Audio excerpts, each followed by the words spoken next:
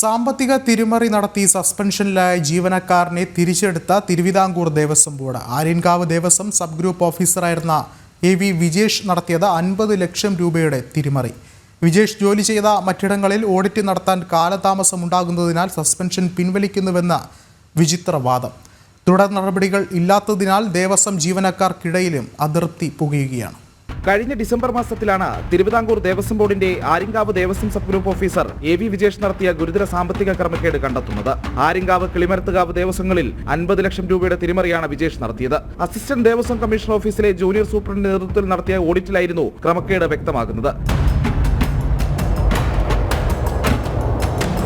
പണം തിരിച്ചടച്ചെങ്കിലും ഭീമമായ സാമ്പത്തിക ക്രമക്കേട് നടത്തിയതിന്റെ പേരിൽ വിജേഷിനെ 2024 ഡിസംബർ 24 അന്വേഷണ വിധേയമായി സസ്പെൻഡ് ചെയ്തു. ദേവസ്വം കമ്മീഷണറുടെ റിപ്പോർട്ടിന്റെ അടിസ്ഥാനത്തിൽ പുനലൂർ ഗ്രൂപ്പിൽ വിജേഷ് ചാർജ് വഹിച്ചിരുന്ന വിവിധ ദേവസ്വങ്ങളിലെ സാമ്പത്തിക ക്രമക്കേടുകളിൽ വ്യക്തത വരുത്താൻ ഓഡിറ്റ് നടത്താനും തീരുമാനിച്ചു.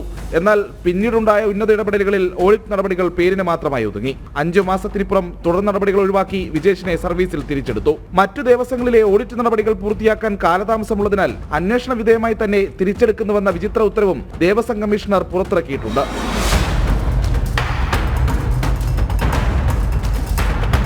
ഓഡിറ്റ് നടപടികൾ യഥാസമയം പൂർത്തിയാക്കാത്തത് ബോർഡിന്റെ ഭാഗത്തു നിന്നുണ്ടായ വലിയ വീഴ്ചയാണ്. അതിന്റെ പേരിൽ ക്രമക്കേട് നടത്തിയ ഓഫീസറെ തിരിച്ചെടുക്കുന്നതിൽ ദേവസ്വം ജീവനക്കാർക്കിടയിലും പ്രതിഷേധം ശക്തമാണ്. ക്രിമിനൽ കേസെടുക്കേണ്ട കുറ്റകൃത്യം നടത്തിയ സബ് ഗ്രൂപ്പ് ഓഫീസറെ ബോർഡിലെ ഉന്നതർ സംരക്ഷിക്കുകയാണെന്നാണ് ആക്ഷേപം.